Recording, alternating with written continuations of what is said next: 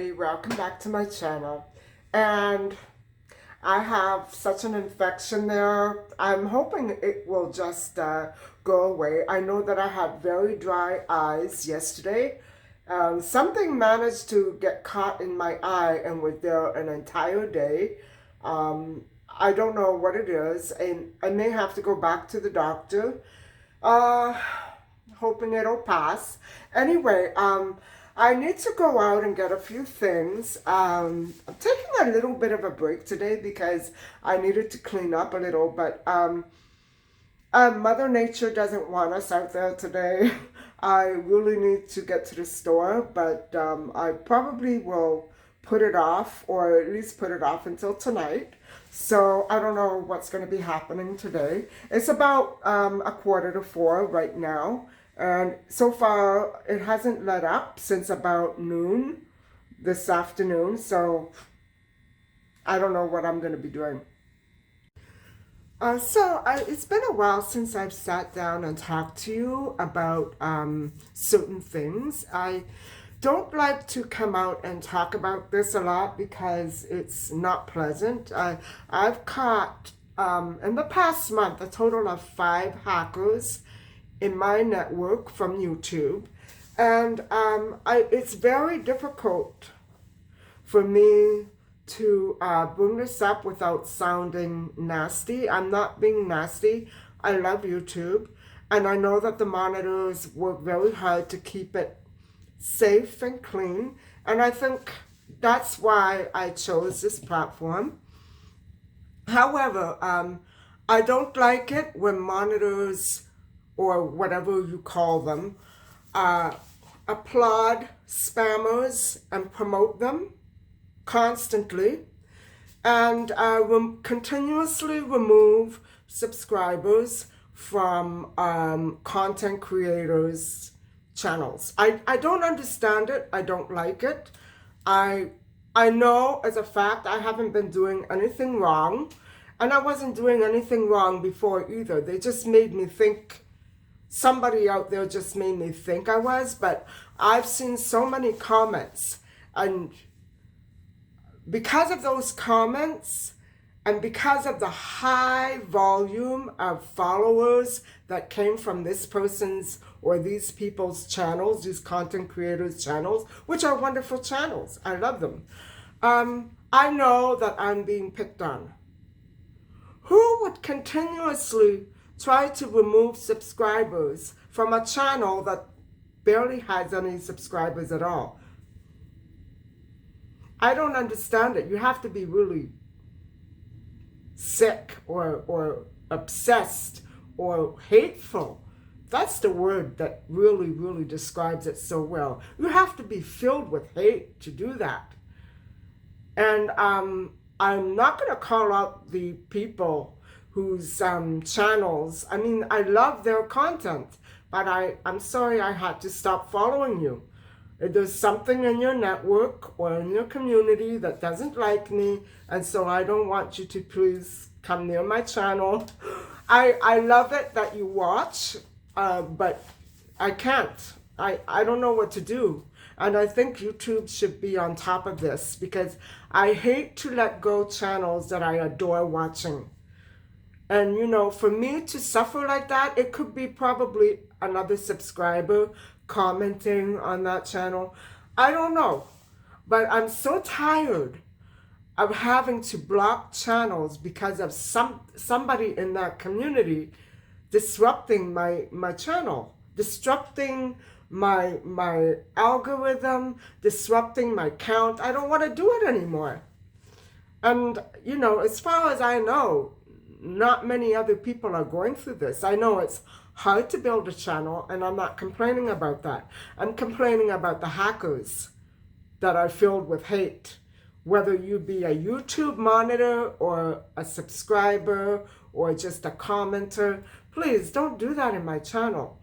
I know it's fun, but it's against the guidelines. It's against YouTube's own guidelines. Don't hack into my subscriber count, because I'll basically be able to find software that will track it down. And there's a knack to finding out who it is or what community network it's coming from. There's a knack to it, and I think I've pretty much got it down, but I don't like bringing it up, and I really, really appreciate all the subscribers out there who are doing a wonderful job of supporting me and encouraging me, and I love your channels, and that would be the only reason why I would follow a channel and not for another subscriber, the way that YouTube wants me to think. I love cooking channels. I love cultural things from the other parts of the world. And if YouTube doesn't like that, they can go suck egg. I don't know. I love following channels that are halfway across the world. And I'm going to continue to do that. Whether I can understand every word or not, that's another matter. But I can pretty much tell what the content is about. And if I think it has offensive content, but the other videos are okay, well, maybe sometimes when a person uploads something that represents a controversial issue, that doesn't make their channel bad. So, you know, but I have to keep my eye open for channels that promote hate.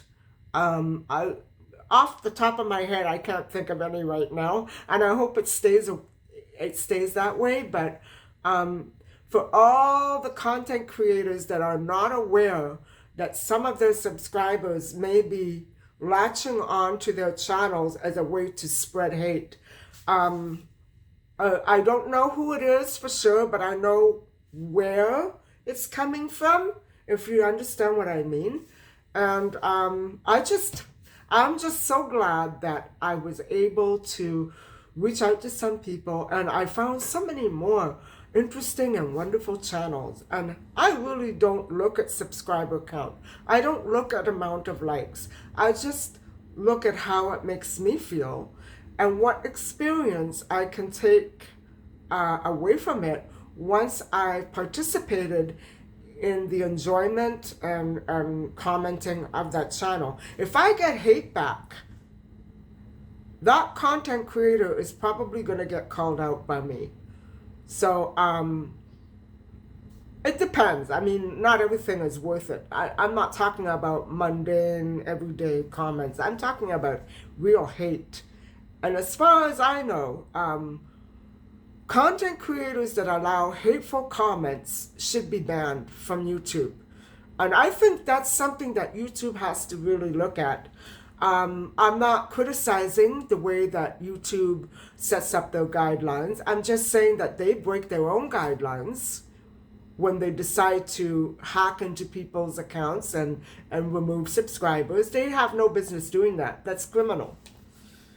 I don't know how to get around that, because that means that somebody is hacking into my account continuously to remove subscribers. On what basis?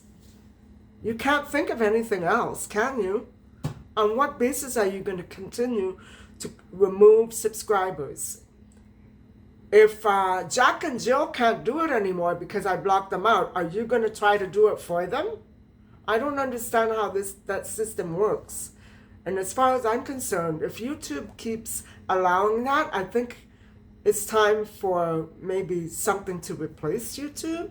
No, I don't want to think about, I don't want to go there. I like YouTube, but I don't want to continue to get kicked in the butt for content that I create, and I don't want to keep getting spit at and crapped all over because of Christmas, and I don't want YouTube to help that. I want it to counteract that. That's what YouTube should be doing. That's what they say they're doing. But sometimes I really have to wonder who's doing the hacking. I mean, when you hack into a creator content's channel to remove subscribers, that means you're doing something against the rules. Don't do that. Just don't do it, and there won't be any problem. Let my channel build and grow on its own. I don't need help from a monitor.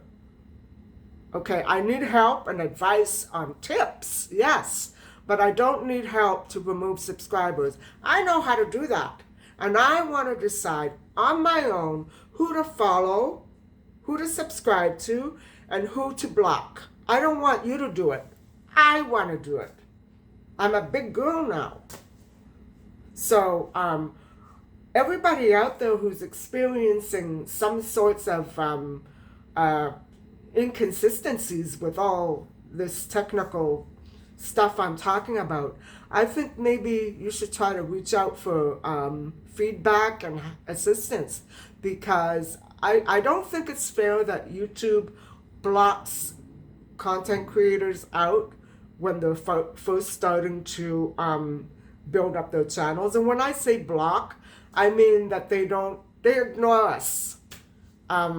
They do give us very helpful tips, and they do give us very helpful advice and videos, but I follow a lot of those channels.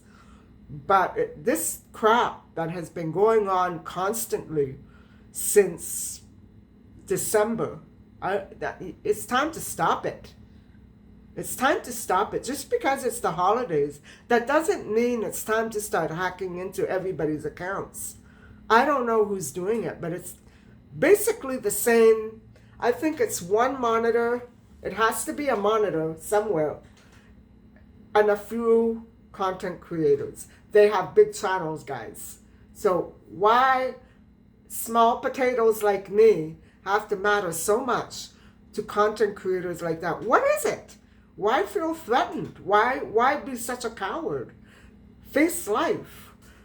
I mean, whoever is doing it from those channels that I'm thinking about, it has to stop.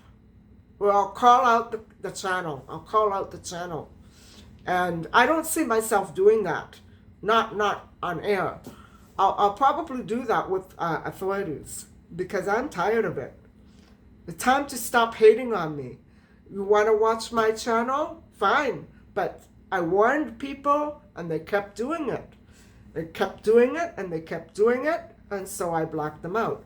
I had to put up with a lot before I did that. I'm talking 3 or 4 people. It happened when I moved past 100 subscribers. Right away it started happening. I don't understand it. Oh, but you know, guys, I am taking a little break today. I'm waiting for this eye to get better. I know that every cold spell that we get, either my cat or myself gets this. And so I'm trying to, put antibiotic liquids in it and stuff like that. But whatever happened to me yesterday, it was a Lulu. I went to help somebody put up their Christmas tree, and I came out like this. It could be that I'm allergic to something. I don't know. But it feels to me like dust and dirt. And I'm trying to be very careful not to put anything near it except for that liquid. So I hope it goes away. Anyway, I think I will be going to the store, probably to film a little bit, but not to film for the holiday food or anything, because I can't get around very well in that. And I'm too tired for that, but I do need toothpaste. So bear with me, and I'm going to sit this out for another 3 or 4 hours, and then we'll see what happens. So anyway, I'll talk to you later.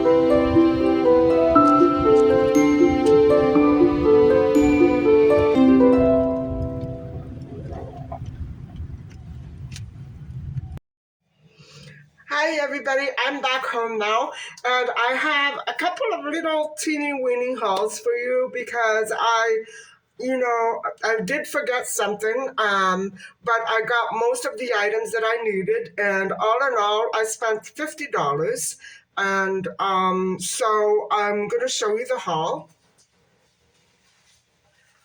I decided to swing by the Dollarama, and I'm not sure that I'm going to be needing these, but I was thinking of maybe helping out and bringing a couple of sets of these up for the dinner that I'm attending, and I think it might be worthwhile to bring them because I'm not sure if anybody's going to need them. So there they are. And I purchased another package of this. We go through so much of this. You know what I'm saying? The one at Walmart, I couldn't reach it, but this one, I bought it at Dollarama, and I buy so many of these. They run out very quickly. I don't know what it is. And I use two different kinds of toothpaste, and this is one of them. I love using toothpaste for my gums because it just feels better. And I like knowing that this kind of toothpaste is getting in there as well as the regular. And I've been doing this now for a good 2-3 years. And I've noticed an improvement on the way it feels. You know what I'm saying? Then I went to Walmart. Oh, that entire haul cost me $10.75. And so at Walmart, I purchased this kind of toothpaste, which is what I am now using. It's a gel. I don't like the paste. I like the gel. I don't know why I feel like that, but I really, this does make my mouth feel better than the paste. You know what I'm saying? I don't know if anybody out there is like I am. I'm very fussy about what toothpaste I use. And it's a shame that when you go to the dentist and get your teeth cleaned, it's a shame that they don't give you a choice. Because I usually save those little tubes for when, not for when I travel, because I don't like to use paste at all. But when I run out and I can't get to the store quick enough, thank goodness the roads were not that terrible that it didn't stop at 7:30 like the news said it would. So I decided to go and, it's the best time to shop, in my opinion. When you were having a snowstorm like that, there's not all those germs floating around, and my eye is still kind of red. I don't know what it is. I've had pink eye before, and it's very catching, but I could swear that something went right inside my eye, and I couldn't get it out. I just didn't want to put my hands in there. You know what I'm saying? I was out on the road all day yesterday. I did 4 or 5 walkthroughs, and so I couldn't stop. The pain was getting worse and worse and worse, but thank goodness it's starting to feel better now, but I don't know. So the toothpaste, that's the toothpaste. I bought these crumpets. It's the first time I've seen anything whole wheat in quite a while at Walmart. I don't know what's going on. So I bought these crumpets, and I've never tried them before, but basically I like them better than white bread, so. And then I bought some more bean burgers. I love these. And for my cat, I purchased a small package because I already have another package, the big long one. I have one of those. This is probably next time I go out, I'll buy the other flavor, and it's easier to carry. You know what I'm saying? She's not by any means out of food, but what can I say? And I have to show you one more item. Hold on. Now, Micha is not out of cat litter, but I know that she's going to be running out in about a month. And I don't know if I want to, lug home cat litter in the middle of the winter, but I'm doing it now anyway. This was so expensive. It was the least expensive there, and it's $10.98. So it's getting very expensive. And I don't know if you have a cat like I have a cat. What my cat does, I'm going to have to try something new and see what she does. I'll explain. She separates in the litter box, not on the floor. She separates her, if you know what I mean, one from the other. She piles it all up like her urine is all piled up like a pyramid on one side. I don't know why she does this, guys. I'm wondering if somebody came in and taught her how to do that. And then everything else is shoved in a corner. I don't know why she does that. It's only been lately. So what I'm going to do is I'm going to put something plastic in the middle. I have to find something. It can't be paper or anything like that, or it'll melt. And I want to see what she does. I want to see what she does because this cat, cats don't do that. At least not cats that I've had in the past. You know what I mean? I've never had a cat that separates her this from her that. You know what I mean? So anyway, I don't know what to do with my cat. It's a good thing that I have these little cardboard trays on the floor because when she does that, it goes all over the place. But I have these two little trays, those things that you buy at the liquor store, all those cans. Well, I go in and I get the empties and I put them near her litter box, and all the litter gets caught in them. And so I just dump it back. She is such a mess, guys. I'm washing the floor at least twice a week in there. I have no choice. And all of her little footprints everywhere. I have to make sure that that she doesn't, I have to make sure that she doesn't get wet, because if she gets wet, I have muddy floors everywhere. I don't know what to do anymore. Anyway, guys, I think I scratched myself because I'm bleeding. Creepy. And so the 5 items that I purchased at Walmart tonight came to $39.19.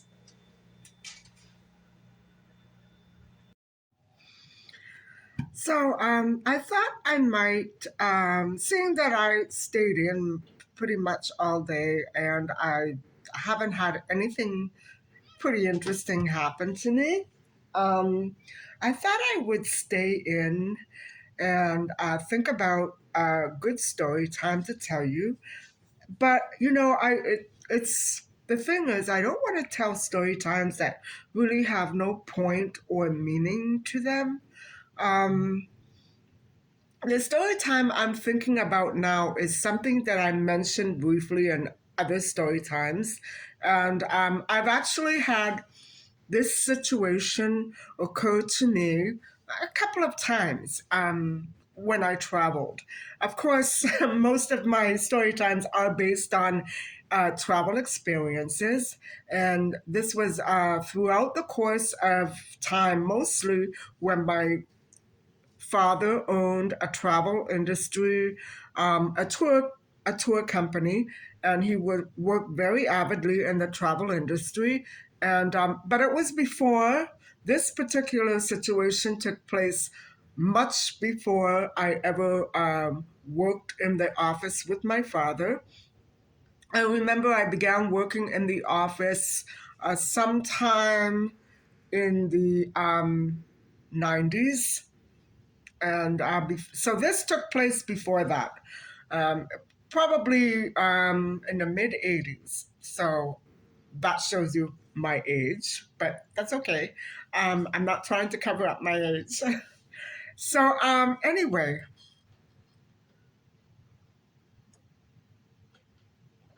um, the story also includes somebody close to my father's business partner.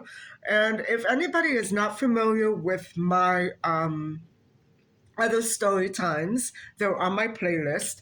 My father's business partner was always up to no good.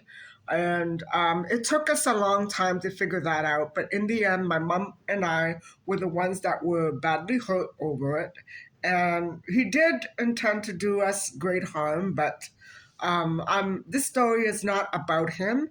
It's about the girl in the office. She used to work in the office with my father, and she was engaged to my father's business partner's younger brother. You'll understand my expression when I get to the end of the story. So, and no, I don't feel sorry for anybody in this story, not even for myself. Um, so, I don't know where to begin because it happened so long ago. And I think, first of all, the time of year that it took place, I believe it was around February, March-ish, like winter break-ish time. It was in the winter. It was in the winter. And I remember going down with the girl who worked, and I don't want to say her name, but I remember her name. And no, she wasn't pretty. The girl who worked in my dad's office, and another married female whose husband owned an electronics business in the same outlet outlet mall where my father had his uh one branch of his company. And so, actually, there's a little more to my dad's business than that. My father had, with nine other business partners, and not the partner that I'm talking about specifically now, nine other business partners that owned offices around the province. And that was one business. The other business was the tour company itself. So you see where I'm going. One was a travel agency. Um, the 10 branches, one for each partner, 10 branches scattered all over the province. And the tour company, which was scattered all over the world. And so that's why, my father's involvement in the travel industry um, was pretty groundbreaking. And when I say my dad, I mean the entire 10 business partners, not just my dad. So, and that's the truth. So, anyway, um, we decided, I don't know how it was decided that I would go because nobody ever, my eye is bothering me. Nobody ever asked me to go anywhere with them. I was a wallflower. I was young. I remember being blonde, and I was much, much thinner than I am now. But I didn't have the personality to go away with women that I barely knew. Um, I felt comfortable going and accepting their, invitation or their idea. I don't know how it came about, whether it was one of them or my dad or people in the office. I don't know how it came about. It was most likely the female who was married to another man's, the female who was, I don't remember her name. The female who was married to the man who also owned a business in the same mall where my father operated his office. And so, um, now my dad's friends in the mall, they were all European, like he was, and they were on a good, friendly basis, and they saw each other every day. They used to visit each other's offices, and I remember the police chief used to come in and have lunch with my dad, and they would make espresso. And my father was always in the habit of buying panini, those thick sandwiches. Um, and he would buy cold cuts and cheese pretty often. If he wasn't out dining with in a meeting or something, that's what he used to do. He used to sit in the back of the office, and the employees took turns eating. So there would always be somebody out in front. And this girl was one of the people who was working in that office at that time. And she didn't work there much longer after this trip. So anyway, how did it all come down? Well, guys, um, first of all, I should mention that we did take the trip to the same beach resort where my father would eventually purchase a condo right on the beach. And so I don't know what it was about that location that drove women insane. Insane. It was unbelievable. It brought out the worst in women. Absolutely, positively, definitely the worst in women. And I'm not saying I was an angel either. I had my quirks, and I was a real loner. Whenever we traveled, there's no way I could have ever, guys, struck up a conversation or a friendship with another tourist, like another male tourist, in that respect. At least not the way they did. And so I remember we went to a brand new hotel, and I still like that hotel. I remember it being very beautiful, but it was just opening. And if you have been following some of my other story times, you will realize there's a pattern there that every time I went somewhere, especially in that resort, upon coming or landing and coming into the hotel or condo, wherever I was, the electricity would break down and shut down. And this time, guys, I remember then there were short flights. What were they called? They were charters. It took about 3 hours to get from here to there. That was good. And so it wasn't a long flight. It was short. It was very quick. And we were in a good mood. But eventually, coming into this hotel, it was all these people coming in from the airport with no water, no electricity. And it's the only time it happened. It shouldn't have happened at that time.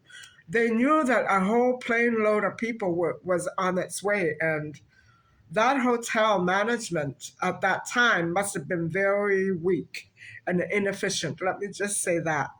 But it was a beautiful hotel located just beyond the strip, and which means it's not along the road of the Costera, but on the beach side, like closer in towards the beach and hidden.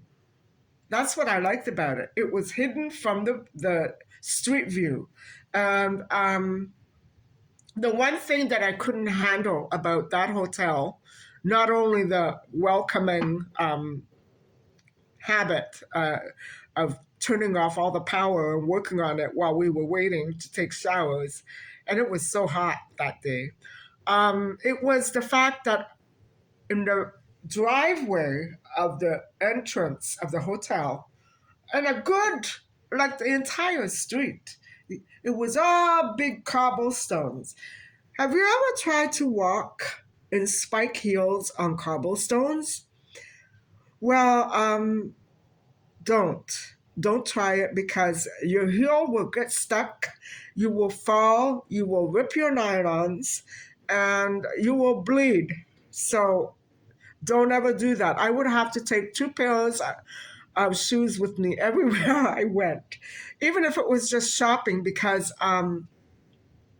Those stones were so difficult to walk on, and they were all like, how are we supposed to walk? Okay. I used to take my beach flip flops, put them in my purse, and then go out to the nightclub and put my real shoes on there. Or shopping, even if we went shopping. We didn't have a kitchen in there.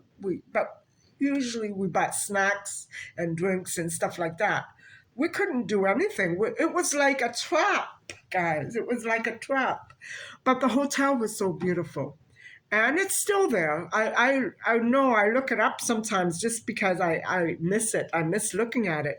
And it was it precisely next door to my old backyard, which we would eventually move into about 5 years down the road.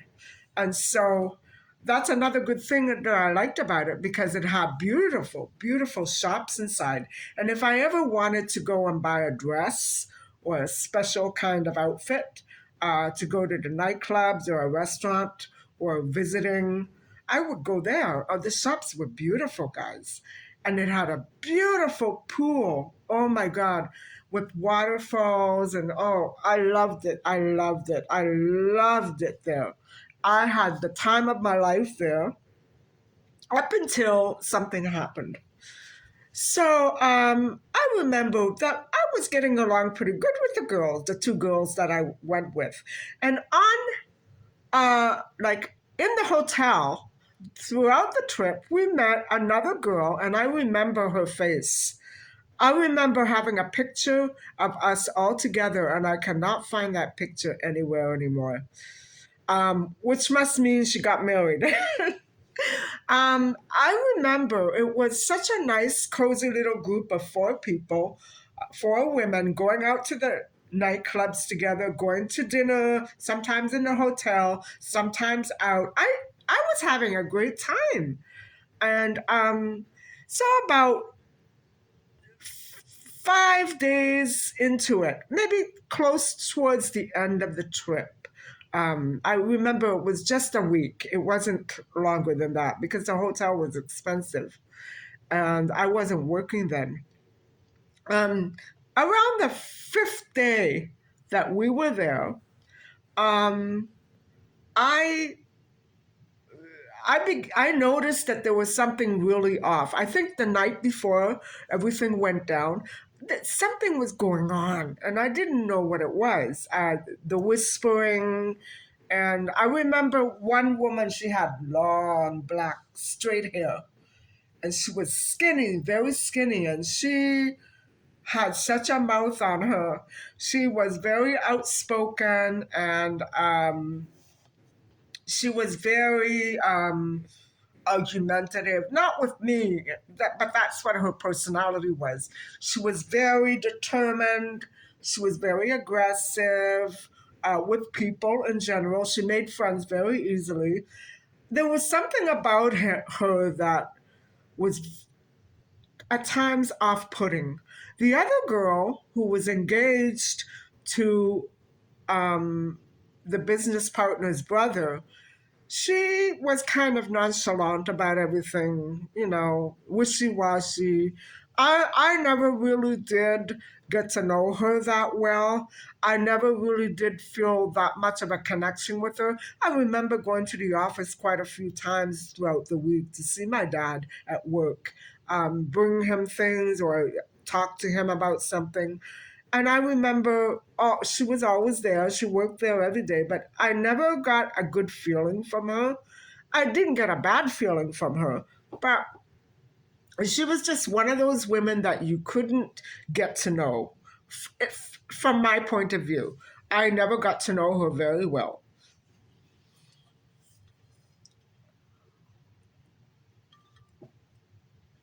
Lemon ginger. And so, guys, I was so hurt when these things started going down that I'm about to tell you. I remember at dinner, I can't recall exactly what it was, but I remember these things that were going on. They began at dinner the night before, and I remember us going to the nightclub. And the weird behavior and the standoffishness kept getting worse and worse and worse. Because you know what it was? I think, and I'm pretty sure about this because it happens. It happened in the past quite a lot. Whenever I went away with girls or women of this sort, um, women that I didn't know very well, or women that I really should never have tried to make friends with in the first place. It was that they were there to do one certain thing and carry on in one certain way, but I was not, and they didn't know that. I wasn't a prude. I don't think it was that I was a prude, but I was a very shy person. Especially then I wasn't chubby, but I was always, because I had been so overweight as a teenager and I had broken off um, with an older man. And now this trip took place right before the trip that I took with my parents and family members, where the panther started running towards me in the jungle. That's the same year that this trip took place. So I had been apart from this older man who was 25 years older than myself, and I was kind of miserable. I was miserable. And I know that my father um, didn't want me to stay in that funk, and he didn't know what to do. He wanted to do something for me. My father was very special. My mother, too, but not in the same way that my father. Like, she would take me out shopping or give me money if she wanted to cheer me up after a breakup. But my father tried to make major changes in my life for the better, and education was one thing. He tried to promote my postgraduate education, and I did go on to take other courses after I graduated from Teachers College. And so I did, but this was before Teachers College, and there were more breakups after this guy. So travel was a big uh, lure for me. My father and my mom used to use travel as a way to cheer me up. And I don't think I've ever commented on that in any of my story times before. But it's true. It's very true. Even though some of them came along on trips with us, um, my parents' idea was to get away from the guy and cheer her up. Get her away from him and cheer her up, or get her away from the house after the breakup and cheer her up. Well, this trip didn't do that. It didn't work. Not this trip. And so I remember them meeting three guys. Three guys. There were three girls and there were three guys. I didn't meet anybody. I met people, but I didn't latch on to anybody. If you know what I'm saying, if you catch my drift. And I never did in nightclubs. I would see people repeatedly and say hi, and we sit down and have a talk, or we have a drink together, and they maybe sometimes we danced. But I was not that kind of confidence. I didn't have that kind of confidence. Um, my self image was so poor. And, I do have photographs of me during that period. And, I was thinking and behaving just like a very old lady, the way that I should behave now, and I do behave. I was too young to behave like that. I know that. I was very shy. I was very inhibited. I was very intimidated. I was quiet, and I changed a lot throughout the years. After my father passed away, I did begin to break out of that, But at that time, I was so used to being with one guy and then with another. I was never independent, is what I'm trying to say. I didn't know how to appreciate my own company. And so I was a little down on myself. And these girls, these women, could intimidate and manipulate me because they knew that. And at first, they didn't realize that I was going to be such a prude, such an old lady. And so I didn't want to bring them down. You know what I mean? I pretty much stayed with my own, how do I say this? I kept to myself that night. I still had a great time. I loved the nightclubs. I wasn't as fanatic about them as I later on became. But I remember by the time I graduated from Teachers College and that my father purchased a condo, I was absolutely obsessed. I think it was the music. I was so obsessed. I couldn't stand being out of the nightclub for one night, guys. I couldn't stand it. I cried when I didn't go. So this was before I became very obsessed about the nightclubs and the music. And so I remember they went to sit at another table, and I was there off and on by myself. Sometimes guys would come and sit with me, or my dad's employees, or the tour company's employees would come and sit with me because they worked in the nightclub. And so they knew me pretty well from my dad's business. So it was nice. That part of the situation was quite nice. And that treatment lasted throughout my well, I stopped going to the nightclubs around 2005, about 5 years before we sold the apartment, the condo there, because the music changed, the nightclubs were starting to close down. And so I tapered off with that. But, it was a really, how do I say, the period of the decade, the 80s, the mid to late 80s was very much into nightclubs and the nightclub scene. But I wasn't part of that. I just loved dancing. That's about it. I wasn't part of the ugly side of the nightclub scene, if you know what I'm saying. I just basically went there to dance, to talk, to meet up with older friends, and just to kill some time because, you spend entire days on the beach, and I did then, just baking in the sun.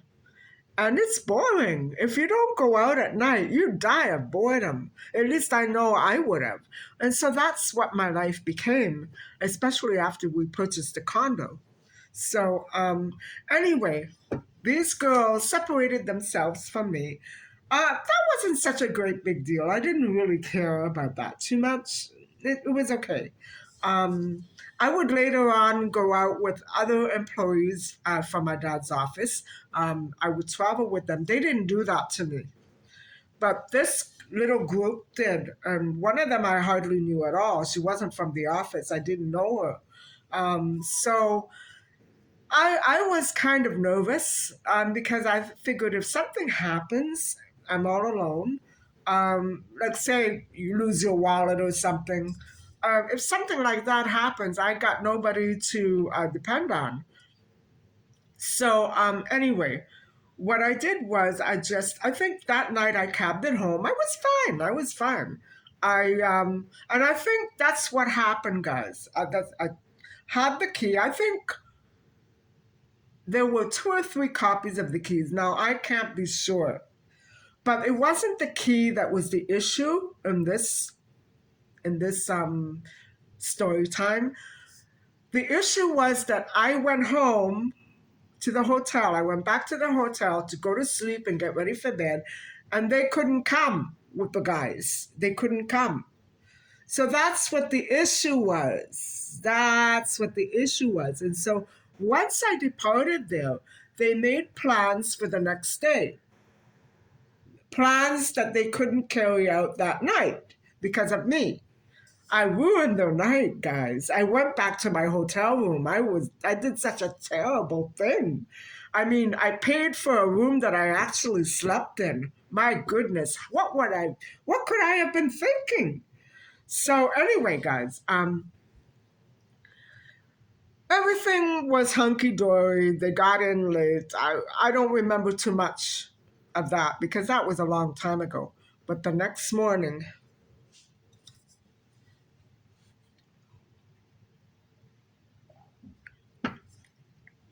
I remember us, as always, we went down to breakfast, which was included in the package. And I remember being rushed. Like, what the heck? And I couldn't understand why I was being rushed like that by these three girls, these three women. Well, I would soon find out. I remember going back up to the room and, you know, doing something like maybe putting on different clothes to go down to the beach and the pool for the entire day. And I think maybe I probably wanted to go to the store later, but I wasn't dressed properly to walk down the street. Like I had a cover on. I know that it would have been appropriate, but I didn't have the correct shoes to go walking. And so I had it in my mind, I'm going to go back up and change and then go out to the store. I love doing that, you know. Um, Back and forth from the beach to the store, up to my room. I paid for it, right? So I go back up. I remember staying at the pool or at the beach for a while. And then I decided, okay, now I'm going to go to the store. I want to go up and change, maybe wash my face because I was covered in suntan oil. And I'm going to go for a walk, pick up some drinks, some pop or something. And that would be it. I would come back. Well, it so happens that I was tricked. One of the girls at breakfast said, you know what? I need to go back upstairs.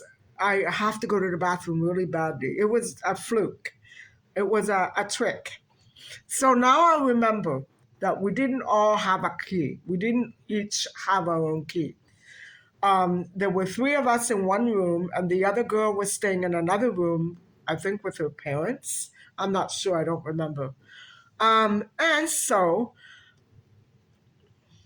you guessed it. I gave her the key, and I never was able to get back into my hotel room for the next 12 hours.